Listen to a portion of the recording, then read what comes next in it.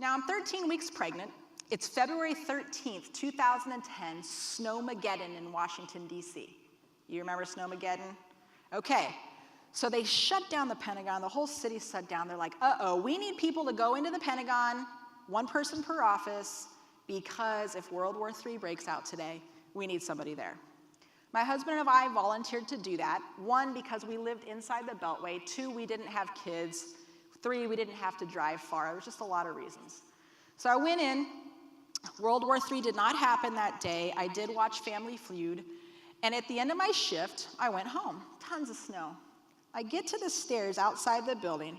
I'm 13 weeks pregnant, combat boots. I take the first step, and I fall head over heels, 15 steps to the bottom. And when I get to the bottom, I land, I get a moment of reprieve, and I realize I'm looking at the bottom of my boot right here. I had completely broken my leg across here and had a full dislocation of my ankle. I had no cell phone coverage, had to wait for someone to find me, 45 minutes for the ambulance to get there in the snow chains all the way to a civilian hospital. They said, you need emergency surgery to fix this leg if we're gonna do it right. But my baby, the most important thing I'd ever done in my whole life, the thing that defines me to this day, is being a mom.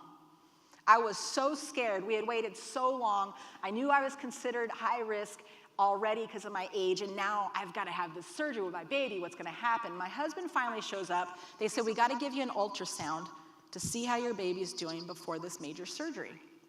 I'm apologizing to my husband, crying. We get down to the ultrasound tech, and I'll never forget this moment. She's like, looks like she's 12, right? And she's chomping her gum. Oh, it was so annoying, and I was in so much pain.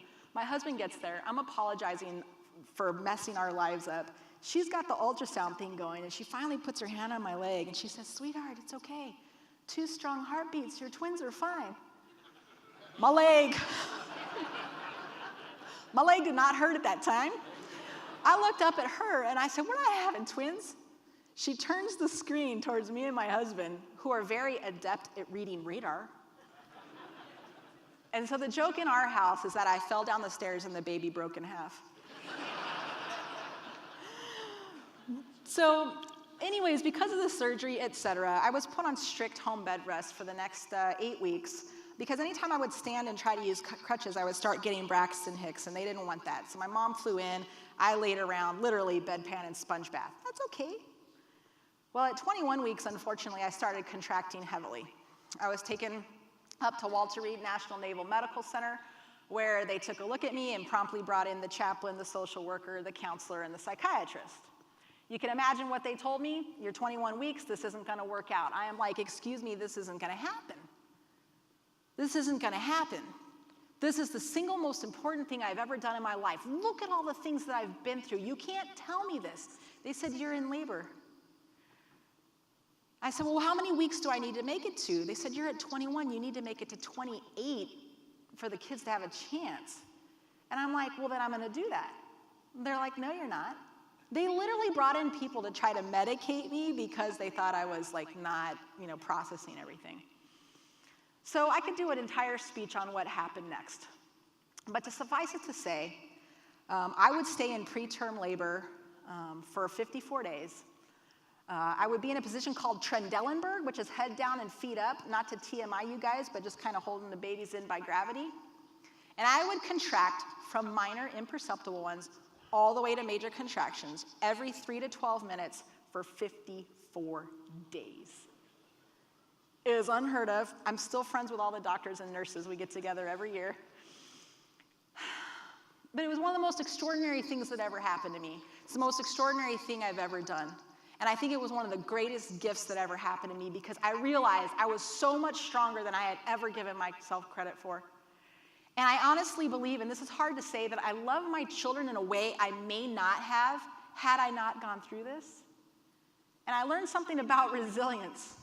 Here's the thing, resilience is a great term. Resilience is important. But it means bouncing back to your previous self. When you go through something like this, and I know there's stories like this in the audience and stories like this on your teams, it is a crucible experience. You are completely different and forever changed when you come out on the other side. There's no bouncing back. This is about resurgence. This is about reinvention. 6 months after my kids were born, I was back in the cockpit of an F-15E, and a few months after that, I took command of my first fighter squadron. And another mantra that kept popping into my head, and I've left you with a few today, but here's another one. There was nothing I could do except my best in the moment. I could not control this, and it was yield to overcome. I kept telling myself, the more energy and stress I put into being upset about my circumstance, the more I hurt my circumstance and that of my children. Yield to overcome. It's not quitting, it's not surrendering, it's accepting and moving forward into that.